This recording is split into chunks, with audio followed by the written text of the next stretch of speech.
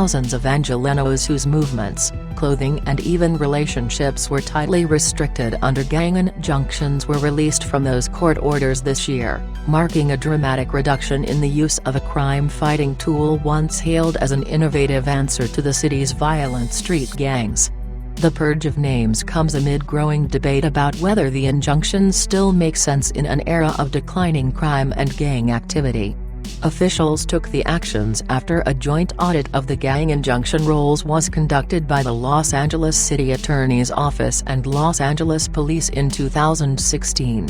These individuals, while once active gang members, no longer pose a threat to the community. Many have steered away from gang life, having grown older and more responsible. While others have left the neighborhood and no longer frequent the limited geographical area that the relevant injunction covers, City Attorney spokesman Rob Wilcox said. Still others are in prison, while some have passed away. The city attorney sent 7,300 letters in 2017 informing people they were no longer subject to gang injunctions, which are civil court orders that can restrict someone from associating with friends, or even family members, in neighborhoods considered to be havens for certain street gangs. Violating the orders can result in arrest. Since 2000, the city has enforced injunctions against 79 separate gang sets, encompassing roughly 8,900 people, Wilcox said. Now, 82% of those people have been freed from the orders. The massive cut to the injunction rolls came as civil rights groups and gang reform activists were pushing back against the court orders as unfair and outdated. In a lawsuit filed last year, the American Civil Liberties Union argued that the city's enforcement of injunctions is unconstitutional. Authorities normally seek an injunction against a gang, rather than an individual, meaning someone can become subject to one of the court orders without being given a chance to disprove his or her alleged gang affiliation in court. Decisions about whom to serve with an injunction are made independently by LAPD investigators and prosecutors. Critics have long complained that the injunctions are overly broad, claiming that thousands of people were unfairly swept up simply because they knew, or were related to, a gang member. Some also contend the injunctions disproportionately target African Americans and Latinos. Many of those included in the orders have never been convicted of a crime. Echo Park resident Peter Arellano was named in an injunction in 2015 and had to carefully plan his social life, or risk arrest. Arellano, 22, denies he has ever been affiliated with a gang. Prior to being served with the injunction, he was arrested twice in incidents that didn't result in charges and pleaded no contest to a vandalism charge. Arellano says he has long been a target of the LAPD because his father was once a member of a neighborhood gang faction. He was prohibited from associating in public with his father and two of his childhood friends. He couldn't wear a Los Angeles Dodgers jersey, despite living less than a mile from Dodger Stadium, because the team's gear was considered gang paraphernalia under the injunction. "I didn't feel that they could do that to me, or that they could do that to anybody," Arellano said.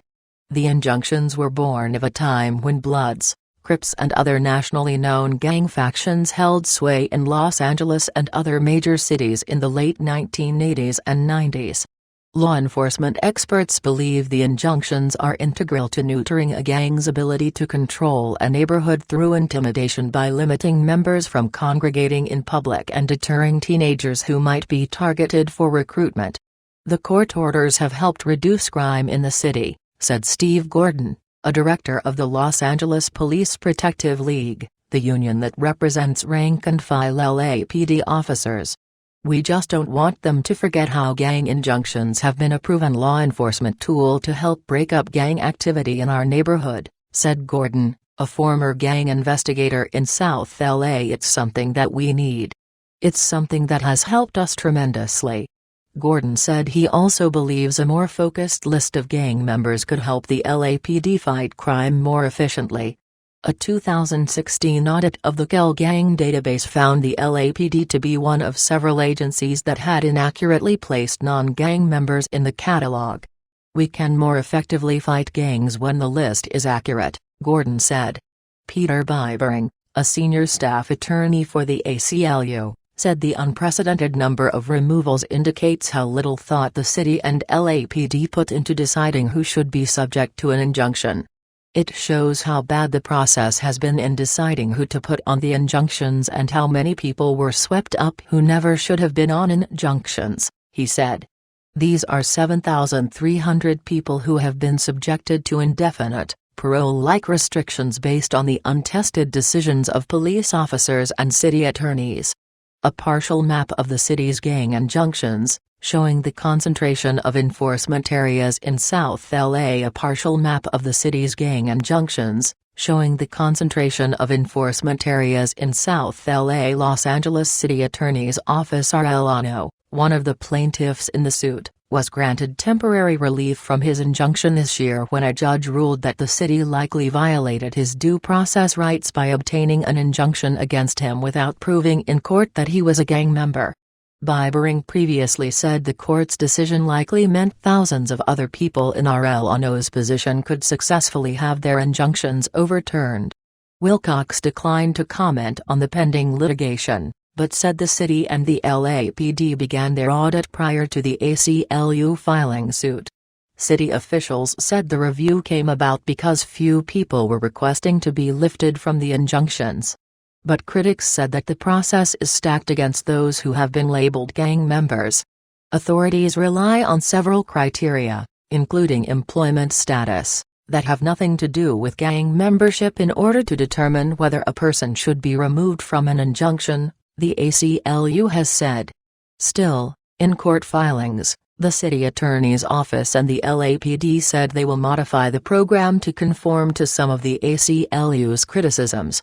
Those targeted for an injunction will now have 30 days to challenge the city's determination of their gang status in court before the order becomes enforceable, Wilcox said.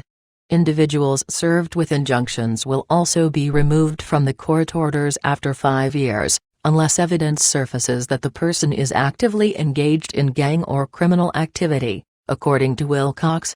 The injunctions can also make life difficult for former gang members trying to turn their lives around, said Kim McGill, executive director of the Youth Justice Coalition, which is a plaintiff in the ACLU's lawsuit. She recounted the story of a former gang member who was subject to an injunction aimed at gangs operating in the Jordan Downs housing projects in Watts. The man, McGill said, had abandoned gang life and was working at a Toyota dealership in the area. He was not accused of any new criminal activity, but wound up in handcuffs twice due to the injunction. When you tell an employer more than once that you're being arrested, especially for people who don't know what injunctions are, they are suspicious, she said.